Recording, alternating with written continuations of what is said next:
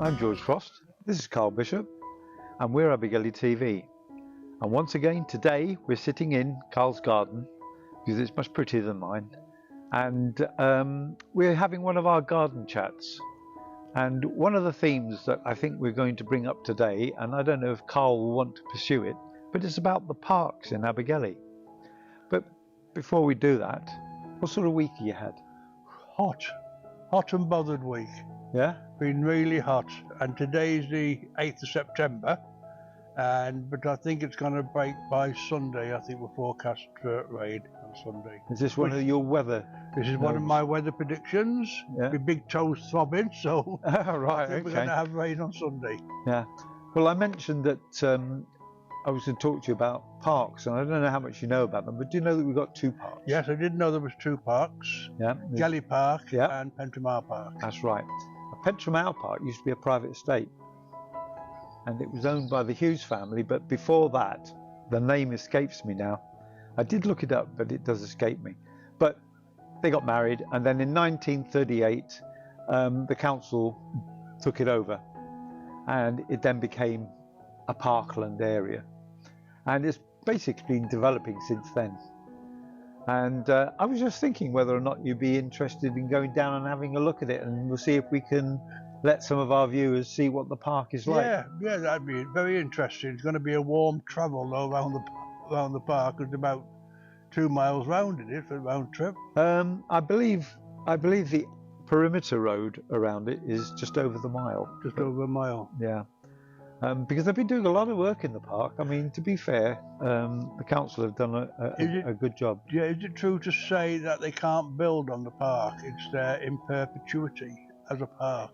Yeah, there's been there are various things that have been put in place to help protect the park, but there's nothing to say in the future that goalposts can't be shifted. But hopefully not in my time. But no, I'm on about housing and.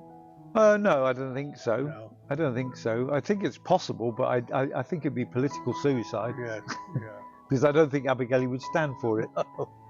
Incidentally, it's one of the largest parks in North Wales, if not the largest. We're quite lucky for small. I mean, we're only a small town, really, and a little market town, really. Yeah. And we have two parks, which is fantastic. Really, we are very lucky. Yeah, we are. We very are lucky. Anyway, shall we nip down and have a look at it? We'll nip down and have a look. Yeah, why not? Come on then. Shall we go? We'll take the viewers with us. Yeah, we'll take the viewers. Come with us now. Yeah. In the heart of Abergele, nestled between the rolling hills of the Welsh countryside and the sea, is an enchanting haven called Pentre Mawr Park. This little gem is a wonderful place for the community spirit and nature's beauty. What we're going to do is we're going to take a walk around the park and show you some of the features within the park that you can take advantage of. And you will, I'm sure, agree what a wonderful asset and place Pentre Mawr Park is for Abergele.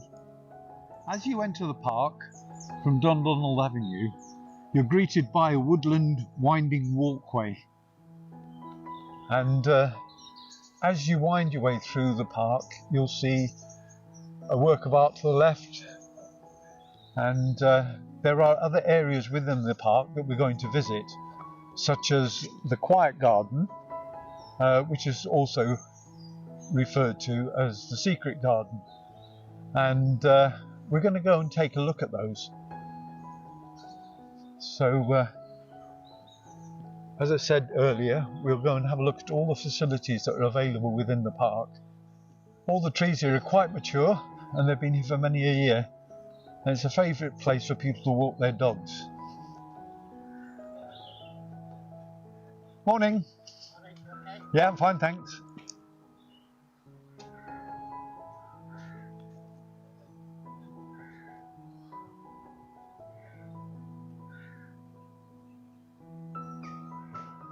As I make my way to the Quiet Garden, I've got to just stop off here just to show you a completely refurbished toilet block. Now, this always has been a toilet block here, but it was closed down. But the town council have had it completely refurbished, and it's now open and it caters for everybody. just the disabled as well as the ladies and gents. The park is full of nature, and as you can see, we've got a little squirrel here. He's just dug up his nuts that he'd hidden previously. As we make our way further down the path, we start to approach the quiet garden, or as some people refer to as the secret garden. It's an area within the park where you can sit and reflect and take in the beauty of the plants and the trees.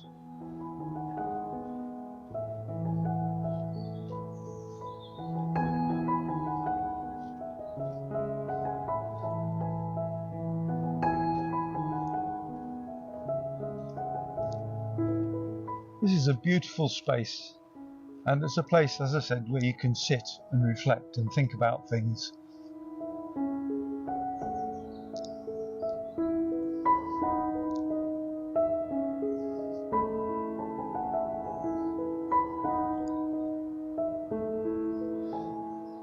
And we have a piece of artwork here. Again, there's artwork all over. And within the garden area, there are two major pieces of artwork. There's this one here, which are the birds of prey. And then down the bottom, we'll see in a minute, is the snail. Anyway, I'll continue around the park.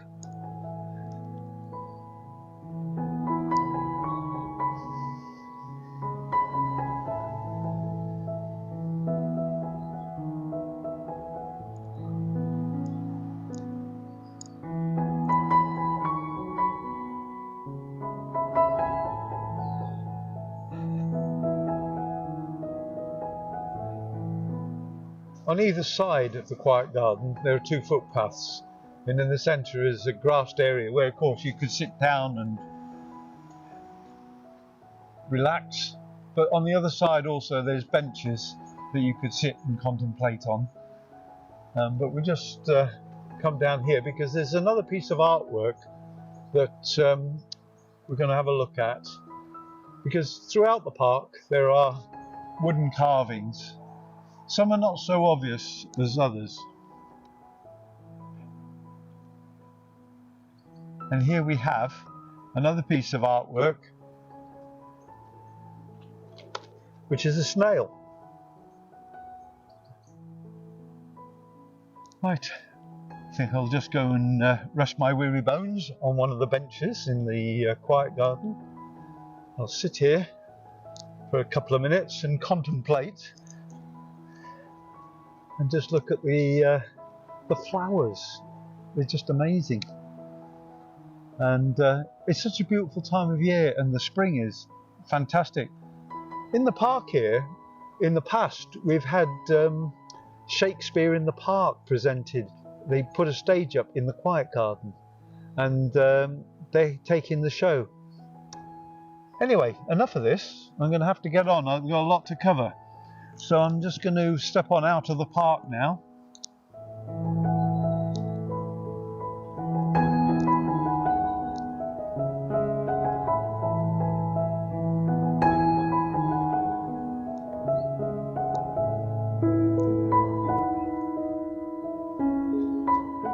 Right, we enter the main park again. Adjacent to the quiet garden is the clubhouse, which is the social heart of the park, and of course it's the home for the rugby club and for the cricket. And we'll just make our way down and we can have a better look at it.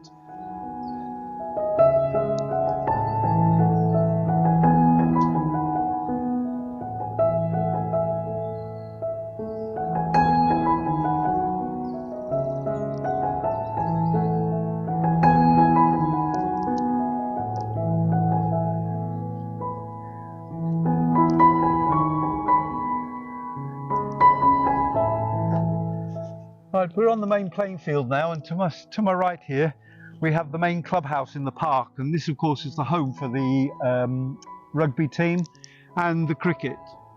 And of course in the summer you can hear the sound of ball on willow and the crowds clapping, and it's a place in the summer where you'd come and you'd sit and watch the cricket and have a picnic with you, and it's just a lovely place to sit.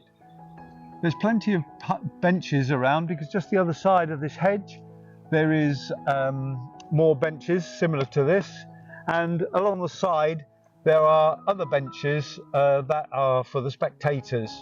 Of course, there's nothing to stop you putting a blanket on the ground, getting your flask out, your bag of sandwiches, and just enjoy the cricket. Of course, in the winter everything changes. It's a place where the rugby's played, on the rugby pitch on the side of that side there, which we'll have a look at in a minute. So this is really the beating heart, the clubhouse, of friendship and sportsmanship, and it's what the community thrive on. Anyway, let's get on.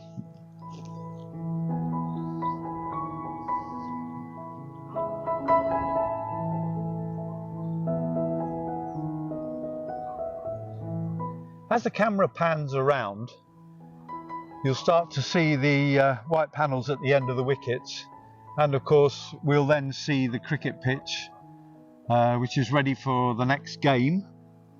And then as we continue round to the left there, you'll see the rugby pitch, which is used of course in the winter, and of course the kids kick balls around there, and as you can see, it's a wonderful, wonderful place. Of course, you can take a leisurely stroll through the park on the perimeter pathway. The pathway goes all the way around the park. The entire area is covered by this 1 footpath. Of course, that makes it ideal for the mobility scooters, and of course the park's always full of dog walkers. And on a day like today, it's just amazing. On that side of the path there's a woodland stretch, and if you want to, you can take a diversion because there's a little pathway that weaves its way through the woodland area, and you can take that in, just getting away from the tarmac area, and just walk through the trees and take in the wildlife and the trees. And I'm now making my way across, and of course always the friendly dog. Yeah. Do you want to take your ball? Do you want me to take your ball? And of course, as I said, there's always the dog walkers and the friendly dogs. So I'm now making my way across to the ponds, which we'll talk about in a minute. Of course, a visit to the park wouldn't be a visit without going to the two shimmering oasis ponds that we have in the park. These ponds are an oasis for wildlife. We have ducks, there's the heron, and there's swans, but the swans go between the two ponds. There's a pond here on my left, and there's a pond over there which we'll go to in a minute, which is probably where the swans are now, but we'll see. This is a place where visitors come to with their kids, and they feed the ducks, and you get the quacking from the ducks harmonizing with the rustling of the leaves. And here we are, pond number 1, and it's lovely in the winter as well. Oh, and standing over there we have a heron standing up in the bushes. I think he might be just surveying the pond for some little morsel. Okay, well there's no swans here, but we've got plenty of ducks, and oh, there's a moorhen over there. Yeah. And right, so we'll go over to the other side now, and we'll have a look at the other pond, which is slightly different to this. It's more, it's got lots of reeds in it, which is a habitat for other nature, but we'll talk about when we get over there. Anyway, so this is pond number 1, and as you can see, the light shimmering across the water. Anyway, I'm on my way.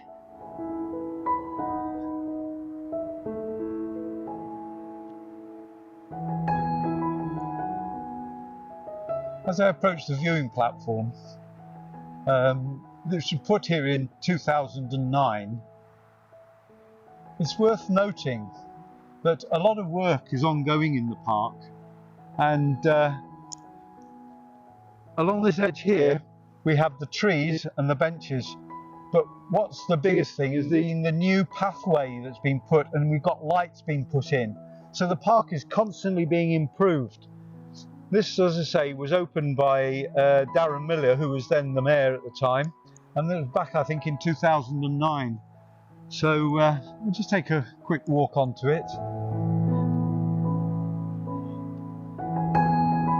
And of course we have our friendly seagull here, the baby seagull.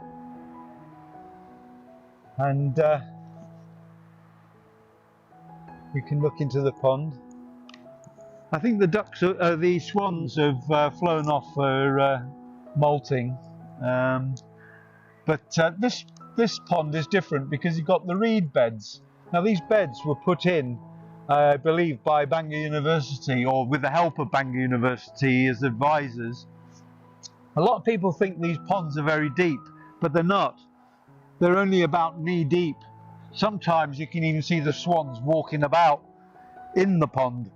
But they are a fantastic asset, and the wildlife throughout the year changes, and it's just brilliant, absolutely brilliant.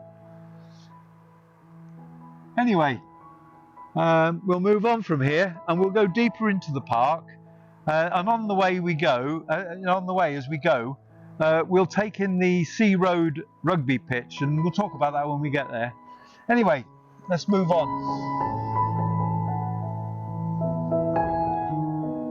As I mentioned before, we have this rugby pitch here, which is the Sea Road rugby pitch. It's all marked out for a game, I believe, this Saturday. There's an overlap on the sports, so the rugby team use that while the cricket's playing on their pitch. And it's just another area in the park that's there for the community.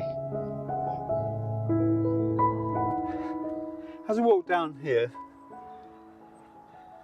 along this path, we come to this area here, which is really all for the youth of the town. Over here we have the five-a-side, and we also have the basketball pitches. Here we have the tennis courts, and they're well used. You see the youth playing on here quite a lot. And this is an area that adults should watch the kids on, because the kids here, when they're using the skate park, are absolutely amazing. They have all the facilities in here. I'm sure they'd want more, but they're all the facilities here, and they're a joy to watch because they've got the rails, they've got the steps, they've got the ramps at the back there, the humpback, and then they've got the U-shaped thing there. And you'll see them on their bikes, and you'll see them on their skateboards. And some of the stunts they pull off are amazing. We've taken pictures of them. We'll put them up so you can see some of the things that they do. And I have to say, they're well worth watching because they are absolutely amazing. The talent is surprising. Okay, so we've basically come to the end. We're just going to go across and pick up the car and go back and edit this all. And we'll see. So let's head on back.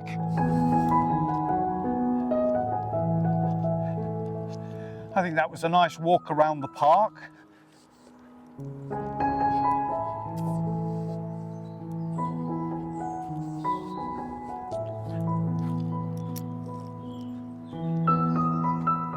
Well, that's a complete loop of the park we've done, showing pretty much everything in the park, though I'm sure there's other areas that we could have shown, but we can only have a video run for so long. And I'm now back at the bear that we started off at. And so I'm going to go across to the car, and that's it. So thank you very much for watching. Until the next time.